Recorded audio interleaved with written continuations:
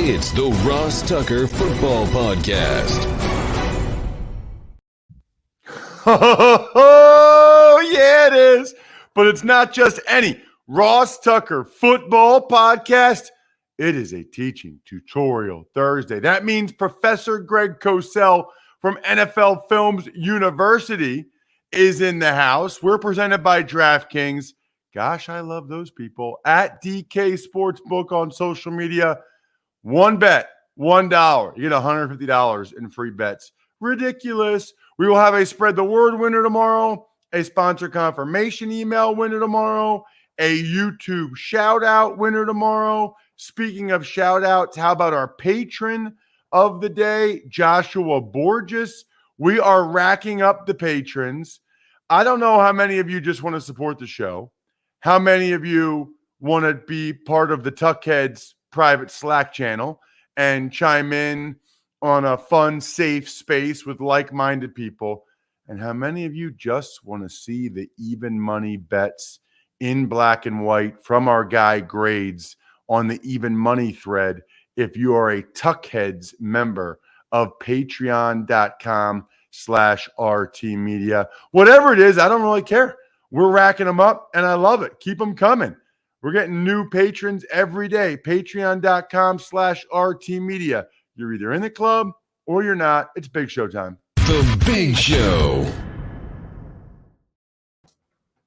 All right, Greg, starting to get a little bit more of a sample size on a lot of these guys. We've got two games and teams. We've got two games in the books. We got a bunch of good games this weekend. I do want to start with tonight. It's the Houston Texans hosting the Carolina Panthers. And I know how you have felt about Sam Darnold previously, Greg. And you've talked about what you saw from him with the Jets. What are you seeing so far this year? Is he improving? Is he better? I would say he's better. I think that it's a really well-schemed passing game. And what that does is it gives Darnold defined reads, Ross, defined throws within the structure and timing of the route concepts. Even though Darnold is mobile, he's really an executor and a ball distributor, and you need to present him with the throws. He still needs to get better from the pocket after the snap because he pretty much throws what the design of the play is. And if it's well schemed, and the route concepts defeat the anticipated coverage, he looks good. He throws the ball well. He's a big physical kid with a good arm. That's what he is. And that's really evident through the first two games. They've done a really good job with that. He still has some reckless tendencies when he gets outside the pocket, and you have to try to rein that in. But this is a team with a lot of offensive talent, and they fall under the radar, but they've got three really good wideouts in DJ Moore, in Terrace Marshall, the rookie, and Robbie Anderson. We know about McCaffrey. I don't think there's a better angle runner out of the backfield running those angle routes, Ross, than McCaffrey. Seems like he does that every week. So this is a really talented offense, and Darnold is being presented with the opportunity to be a ball distributor. So I gotta follow up on that. Because I feel like anytime there's a quarterback that I can tell that you think is kind of just okay or maybe not a great quarterback, you often say they're defining the reads, defining the throws. And I'm picturing our listeners, okay, Greg, saying, well, why doesn't every team just do that then? If all you have to do is define the reads, define the throws, and make it a scheme passing game, why doesn't every team do that? And why didn't the Jets and Adam Gase do that to make Sam Darnold play better? Every team theoretically tries to do that, but it's like any business, Ross. Some do it better than others. Why do we talk about great coaches, great offensive coaches through the years? They've done it better than others. Some teams are more believers in matchups. Some teams are more believers in actually schemes where they have multiple routes within a combination, and they're trying to attack what they anticipate the defense to be. So there are different styles of offense. You can be effective in many different styles. Ultimately, what you have to decide is what best fits your quarterback. And Darnold at this point, to me, he's pretty much a guy that the play call comes in, he's going to throw to the primary. So you have to do as good a job as you possibly can to define that throw for him with your route concepts against the anticipated coverage. That's what kind of quarterback he is. He's not really a true progression reader at this point from the pocket. All right, so let's talk about the other quarterback tonight. It's going to be Davis Mills from Stanford, Greg. And I know we talked about him before the draft, but refresh my memory on Davis Mills and what you thought of him coming out of Stanford. Well, he only started 11 games in college, and he was a big-time recruit coming out of the Atlanta area, pure pocket quarterback. He's not immobile, but if he's to be successful, Ross, he'll have to be successful playing from the pocket. What his college tape showed was the ability was there. He looks the part. He throws a good ball. There were times he made really outstanding throws, but his ball placement was inconsistent in college. I would say that he needed work on progression reading. I remember watching him in college thinking that he threw a really good seam ball. He had that nice firm touch ability. You know, that's can be a difficult throw. He threw that well, but he just needs more experience. And whether he gets there, that remains to be seen. But he's a good-looking kid, throws a nice ball, looks the part, just needs to be better in certain areas that pocket quarterbacks must be better in. Precise ball location, progression reading, and movement within the pocket. Those are three areas that he needs to be really good at if he's to be a quality starter in this league. You know, there are some college football fans, and frankly, probably some Stanford fans that don't pay attention to the NFL that much, that are going to be stunned when they see Davis Mills starting the third NFL game for a team. I mean, you're right, Greg. He had an injury in college, which I think hurt him as well, but he did not play very much. He did not play great.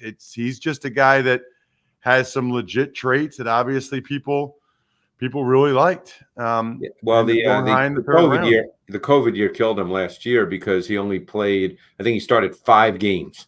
And he was looking forward, obviously, to a season as the full-time starter to play 12, 13 games and get more experience, but he ended his career with only 11 starts at Stanford. Unreal. All right, let's get to some of these other games.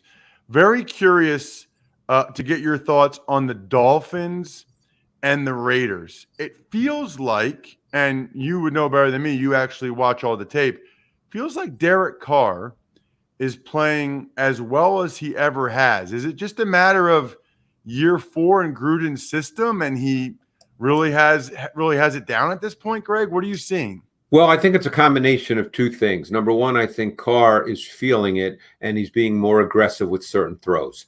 And I think he's always been a little risk adverse. And I think over last year into this year, maybe it's comfort in the system. It is the 4th year with John Gruden. And Gruden's system has a lot of elements to it. My sense is he's turning it loose and feeling that he can make throws within this system. And I think the other thing is, and the tape shows this, is there's some really well-schemed stuff against coverages where the throws are there. The throws are there to make. I mean, a really good example of that, Ruggs had a 30-yard completion, not the long touchdown, a 30-yard completion on a touchdown drive in the 3rd quarter. That was just really a well-designed play. It was a 2-receiver route. It was a high-low concept, and everybody runs this stuff, but they got the coverage they wanted. They used their personnel wisely to create an opening because it was Waller and Ruggs, and the underneath defender is going to jump Waller, and he just stuck it right on Ruggs on the inbreaker for 30 yards. There's just really defined throws and Carr is turning it loose. And I thought the touchdown pass to Foster Moreau that ended that particular drive was just a thing of beauty. Touch, pace, precise ball location. I think he's feeling very comfortable now within this offense. Jacoby Brissett will get the start for the Dolphins with Tua Tagovailoa out. Brissett's been around a while, Greg. He's played a bunch. He's a number 2 for people, Dolphins fans that maybe don't know that much about him, what have you thought of Brissett over the years? I've always liked his talent, and when he came out of North Carolina State, I thought he had a chance to be a quality starter. But he's a guy that, for whatever reason, and I haven't studied him in great detail, but he did have that year where he started when Andrew Luck left in Indianapolis. He can make special throws, but he just seems tentative to me.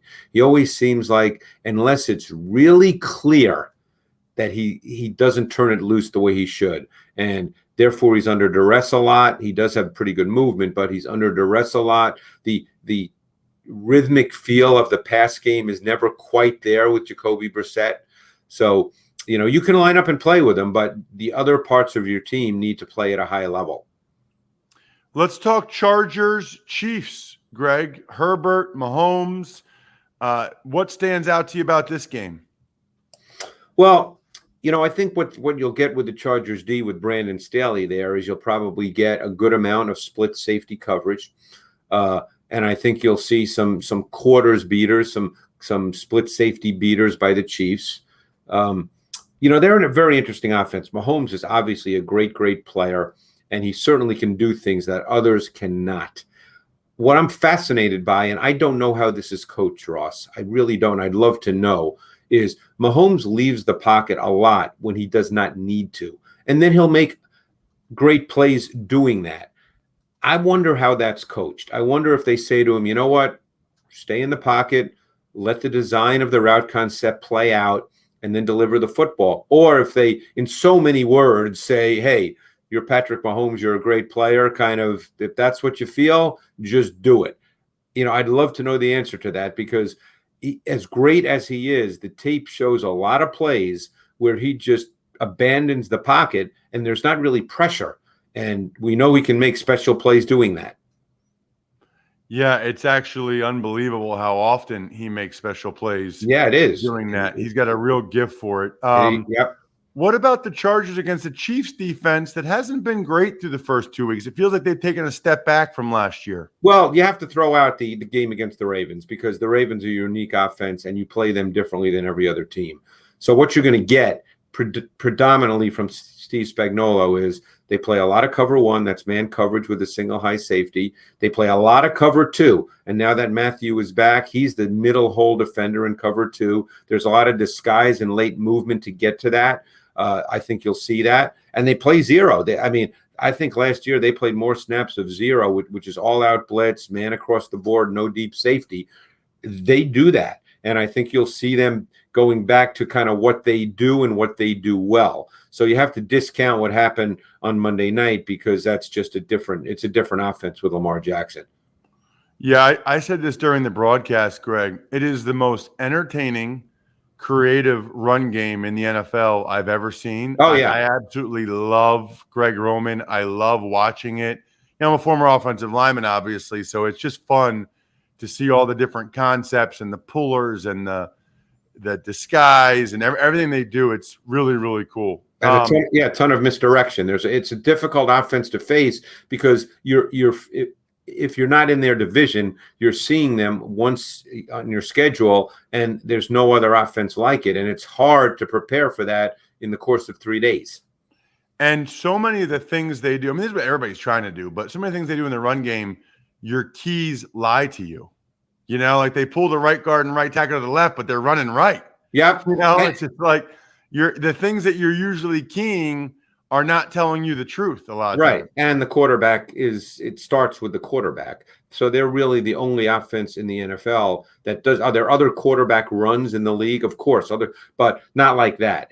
Their run game and everything they do starts with the quarterback. It's interesting, Greg. Speaking of defenses seemingly taking a step back, let's talk Bucs and Rams. Both undefeated, both offenses playing well, but neither defense quite playing at the level they did last year. Yeah, well, the Bucs have had some issues in the secondary, and they obviously believe it's an issue because we heard about the Richard Sherman. They're potentially interested, whether that's true or not. But They feel that their secondary, Murphy Bunting's out. There's Carlton Davis has been in and out of the lineup. So they've got some issues in the secondary. So as good as their front seven is, and it's really good, if you can't cover the pass on the back end, you're going to have some issues. And the Rams, they've been very good throwing the ball. We know what McVay is. To me, this game comes down to McVay will try to run it, but he's not going to play to limit Brady's possessions. He's going to play to match them score for score. They've got weapons. They've got Stafford. He only played Deshaun Jackson 3 snaps this week. You can bet he'll play more this week, and there'll be vertical shots taken against that defense. Stafford can move well behind the line of scrimmage. He's not just a pocket player. So I would expect the Rams to come out and be aggressive throwing the ball. Yeah, you know what? I think you're right. I think that might be a shootout. I kind of like the over on that one because I agree that there's going to be a lot of points, especially the way the defense are playing and the offense are playing. Let's talk Sunday night football, Greg. Packers and the Niners. Packers obviously looked a lot better against the Lions. The Niners didn't really move it that well against the Eagles with the exception of 2 long drives. I didn't think early on in the game Garoppolo missed some throws. What are you seeing and thinking about Packers-Niners? Well, I thought the Packers game this week, I guess it was Monday night, was really fascinating and shows you how teams play to their opponent. Because what did they get on Monday night from the Lions? They got a ton of split safety. So they came out, they stayed patient, they ran the ball. Their offense was extremely balanced. While the run game wasn't dynamic, it served its purpose.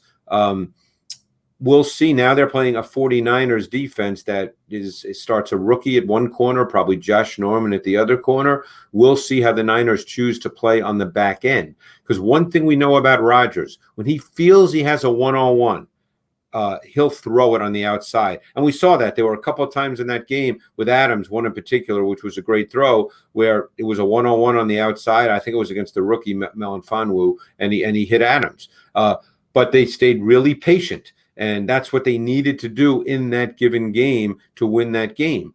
So I'm curious to see how the 49ers play defensively. Offensively, the Niners are really banged up with their run game. They want to start their offense with the run. Your point was correct. Garoppolo missed 3 routine passes on the first 3 possessions. I think they went 3 and out on their first 4 possessions. The score of the game allowed them to stay really patient and not have Garoppolo have to really drive the football down the field. He made one phenomenal throw on that first touchdown drive to Samuel, where he really stuck it between 2 underneath zone defenders. But yeah, this is an intriguing matchup. So you're talking about the Niners. They obviously played the Eagles last week. Yep. Eagles hit some big shots, but they really bogged down in short yardage and goal line. What did you see from the Eagles offensively? Yeah, they hit the big shot to Watkins for 90 yards, obviously. It was an odd game for the Eagles offense. I thought Hurts in this game didn't see some things, left the pocket a little early. They're an offense, I think, that needs to be really, really efficient with the run game, with Hurts delivering the football, similar to what they did week 1. Now, obviously, the Falcons, who they beat week 1, are not one of the NFL's better defenses, but that's not really relevant. It's how you play with your offense. And then take their shots with their speed, because they do have great speed on the outside, but they're not quite ready yet to be a passing offense. They need to work that incrementally as the season progresses. They need the run game to be a factor. I really like their second back Gainwell. They do too. He's playing meaningful snaps. So the Cowboys, though, I just want to say one thing. If people think about the Cowboys and they think about their defense a year ago, Ross, totally different. This is a fast, active, aggressive defense. It's Dan Quinn, but it's not the old Dan Quinn. They play a ton of man, they pressure, and they are fast. Interesting. Okay. And like who jumps out to you? Micah Parsons, who plays pretty much all DN this week. And you and I both know he came out of high school as a DN and was moved to linebacker at Penn State. But he played every snap at DN. He's got speed. Jalen Smith still moves well. Trayvon Diggs is emerging. We'll see if it continues as kind of a man-to-man shutdown type player, which is what they hoped when they drafted him out of Alabama. But this team plays fast. The tactics allow them to because they pressure. So it was one of those defenses where when I turned on the tape, I was like, wow, this is kind of a fun defense to watch now. Wow. Okay. That's cool. I'm looking forward to that one. Always look forward to our conversations, Greg. He's at Greg Cosell on social media. Just check out his Twitter timeline. You can see all of the air times for the NFL matchup show this weekend. It's the best show around. It is awesome. DVR it, watch it live, whatever. Thank you, Greg. Thanks, Ross. And thank you to all of you that are awesome listeners or viewers at youtube.com/Ross Tucker NFL. I still have 6 Maddens that I'm giving away, and I'm giving them away to you. All you have to do is go to rosstucker.com, click on the sponsors page, and take advantage of any of them. Take advantage of any sponsor and/or put the PicksWise app on your phone, screenshot it, send it to me, and you got a great chance to be the person I announce tomorrow for Madden winner number 3. I can't wait. Tuck's Takes. Morning, Ross. 2 big additions to the COVID list yesterday include Buccaneers wide receiver Antonio Brown and Cowboys linebacker Keanu Neal. So what's interesting there, Bri, Antonio Brown reportedly tested positive, but he's vaccinated. So he needs back-to-back negative tests to be able to play. So that's number one. And then for Keanu Neal, he is a high-risk close contact. So he's out 5 days regardless. And if they played Sunday, he would be out. But because they play Monday, he actually has a chance to play, but he won't be able to be in any meetings or practices until then. Pretty interesting. Tuck's Takes. Quarterback clarity out there as Tua is officially out, fractured ribs in Miami. Justin Fields officially is going to start for the Chicago Bears, and the Texans are promoting Jeff Driscoll from the practice squad just for this game. So this isn't – I'm glad they did more testing and found out Tua's ribs were actually fractured. He obviously won't play probably for a couple weeks. Doesn't help the notion or concern about his durability, that's for sure. Justin Fields, I don't think Andy Dalton ever gets that job back because I think Andy Dalton's out for at least a couple weeks. Fields would have to be really, really bad for the Bears to put him back to the bench. And yes, the Texans need somebody to back up Davis Mills tonight, and Deshaun Watson is not walking through that door. Tuck's Takes. Some other notes include the Broncos putting pass rusher Bradley Chubb on IR after ankle surgery and signing linebacker Micah Kiser off of the Rams practice squad. Also, the Jags are placing tight end James O'Shaughnessy on IR, and the Jets linebacker B.J. Goodson retiring after just 1 game. So Chubb's a big loss for the Broncos. You know, they've been playing well defensively, but you need him opposite Von Miller. Should be back in 6 to 8 weeks. Micah Kiser, I think he's played a decent amount for the Rams in previous years, but for whatever reason, he's practice squad this year. They guaranteed $600,000, basically saying, hey, you'll be on the roster the rest of the year. This isn't going to be a deal where you could get bounced off. O'Shaughnessy can really run. He's a special teamer for the Jags. And B.J. Goodson, you know, I always tell everybody, Bri, about how if you're on a roster for 3 games, how it counts for all of your benefits. Only played 1 game, then he's retiring. He only needed to be there for 2 more weeks, and he gets the equivalent of hundreds of thousands of dollars in benefits. I don't know if they were going to cut him after that 1 game because he didn't play well. And he said, no, let me just say I'm going to retire. Or if his heart's not in it anymore after just playing special teams, 7 snaps.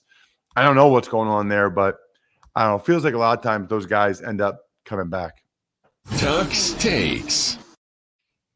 All right, tonight's game, Panthers, Texans. Who do you like and why? Well, that's pretty easy. I like the Carolina Panthers because they are the better team and because the Houston Texans are starting a rookie quarterback making his first start against a very good Panthers defense. Although Etor Gross Matos from Penn State will not be playing, he's out for the game. I still think, however, that Panthers win this game. I think it's a lower scoring game. I mean, this feels like 23-13 to me. I just, we'll see. Maybe Davis Mills is better than any of us think he's going to be, but I don't know. I'm saying 23-13, maybe 27-17 on the high end. At any rate, I picture the Panthers winning by, 7 to 10 points. I picture you, Bri. Yeah, you going to AutoZone shortly to get those Duralast Elite brake pads. We all know Duralast parts, proven tough. Duralast Elite, it's a totally different level. They last 3 times longer than a typical Duralast pad. You need the Duralast pads. You need the fancy protective hex pattern that keeps them performing longer. Nothing more embarrassing than squeaky brakes. Nothing. Get safer, smoother, and quieter stops. And since AutoZone has over 6,000 locations nationwide and more ways to shop both online and in-store, you will have no problem picking up a set when you need them most. The future of stopping, it starts with Duralast Elite brake pads only at AutoZone. Let's get to an email, Bri.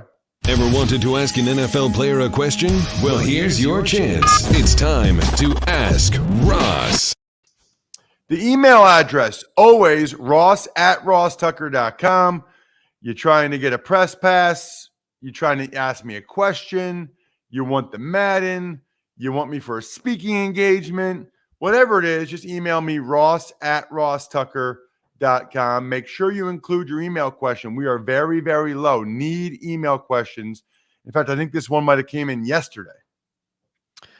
And here it is, dear Ross and Brian. First time, long time. With the recent passing of Big Daddy Graham of Philly sports talk radio fame, it got me wondering who among the sports talk hosts and personalities you guys enjoy listening to and or working with during your time in sports media. That is from fellow Pennsylvanian trapped in Tennessee, Paul. Thank you, Paul. He said he included both screenshots of him downloading the Pickswise app and a recent purchase from Uncommon Goods. We haven't talked about Uncommon Goods in a long time. I did see, by the way, Bri, a YouTube comment from one of our viewers, I guess, youtube.com/RossTuckerNFL. They are confused about the TV behind you and the configuration of the couches. The configuration of the couches does not seem conducive to watching that television. Can you explain? Yeah, it's really when I'm watching TV, I'm sitting on the couch. It has nothing to do with my little office setup in the corner of the room. So no, but they're saying the couches are facing each other, not facing the TV. Yes, well, because it's a sitting area. But what I like is I had a big argument with my wife about it. I want the couch to be lengthwise so I can lay down and look at it. These little chairs over here, they swivel, so I can turn them and they can face the TV or they can face me. Oh, so you have it sideways on purpose because you like to lay horizontal and watch TV. Yes. Oh, that's good. That's smart. Okay, that makes sense. That's the answer. In terms of your question, Paul, he also said, thank you for your hard work, late nights, early mornings. So I grew up outside of Philadelphia, so I really liked Angelo Cataldi on WIP, which is cool because I'm on with him every Tuesday at 7 a.m. So it's like kind of getting a chance to listen to somebody that I grew up listening, talk to somebody I grew up listening to. So that's cool. On the national level, I really like the Dan Patrick Show. I think it's a great show, and not just because I fill in sometimes. I enjoy listening to Colin Cowherd every once in a while. I like the DA Show, I think, is entertaining in the morning, CBS Sports Radio. Those are a few that jump out to me, Bri. Yeah, I'd have to go definitely Dan Patrick and also Rich Eisen. Those are really the two for me. Interesting. Got it. How about some shout outs? Pizza Boy Brewing, Sporticulture, Vision Comics with an X, HumanHeadNYC.com, SteakhouseSports.com. Tomorrow we will recap Thursday Night Football and give you all of my picks. You can already get my picks for the Even Money podcast, my bets, and of course, both episodes of the Fantasy Feast are already posted for you guys to set your lineups, get ready for DFS, whatever. I think we're done here. Thanks for listening to the Ross Tucker Football Podcast. Make sure to also subscribe to the Fantasy Feast, Even Money, Business of Sports, and College Draft. All available at Apple Podcasts, rosstucker.com, or wherever podcasts can be found. A lot of times on the show, I mentioned DraftKings. Here's what you need to know. You got to be 21 or older, New Jersey, Indiana, or Pennsylvania only. New customers only. Restrictions apply. See DraftKings.com/sportsbook for details. Gambling problem, call 1-800-GAMBLER, or in Indiana, 1-800-9-WITH-IT. By the way, if what I was talking about included a deposit bonus, doesn't always, sometimes it does. Deposit bonus requires 25 times playthrough, and deposit bonuses are paid out in site credit.